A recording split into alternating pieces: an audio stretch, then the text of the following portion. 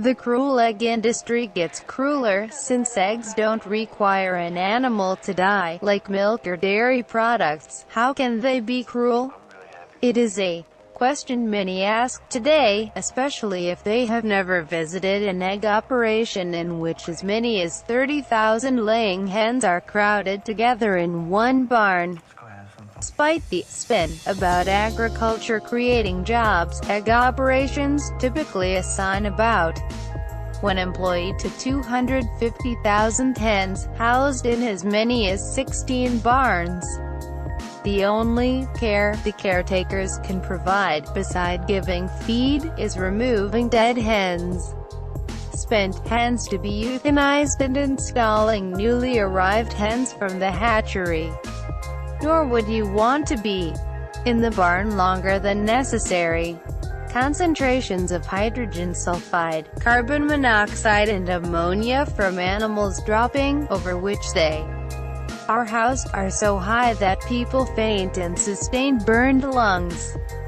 United Egg Producers (UEP), the trade group that represents 85% of U.S. egg producers and 180 egg farms, says in its guidelines that the ammonia fumes should not adversely affect bird health. Right. Crowding is just the beginning of the egg farm experience for birds. To keep the caged birds from their natural instinct to peck each other, young birds are debeaked. Their beaks are partially or totally removed with a hot knife or laser while they are fully conscious. Debeaking results in intense pain, shock, and bleeding, says veterinarian Needham C.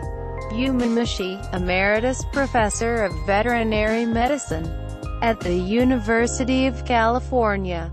Some chicks may die outright in the process, says Bumimushi, who has specialized in farmed animals and chickens, and there is loss of weight because the chicks are too painful or disfigured to eat properly, sometimes because the tongue is injured or severed during the process. What happens to the hens when they are spent? 70 to 85% of egg farm hens are euthanized, admits the egg industry, often in unsavory ways that we would not wish on our worst enemies. For example, a few years ago, 30,000 hens were fed alive into a wood chipper at Ward Egg Ranch in San Diego County, California. That is how much egg farmers value the hens, on whose production and profits they live. Temple Grandin, Ph.D., the celebrity animal scientist, confirms the cruelty in a paper she presented at the National Institute of Animal Agriculture. Some egg producers got rid of old hens by suffocating them in plastic bags or dumpsters. When the egg producers asked me if I wanted cheap eggs, I replied, "Would you want to buy a shirt if it was $5 cheaper and made by child slaves?" Hens are not human, but research clearly shows that they feel pain and can suffer. Now comes news that bird flu has broken out in the high-volume egg-laying operations that invite such diseases through their profit-hungry intensive conditions. In Iowa, where nearly 1 in every 5 eggs consumed in the United States comes from, 5 million birds will be killed. In Wisconsin, the National Guard has been readied for the agricultural emergency, but of course the national concern isn't about the fate of the egg-laying hens.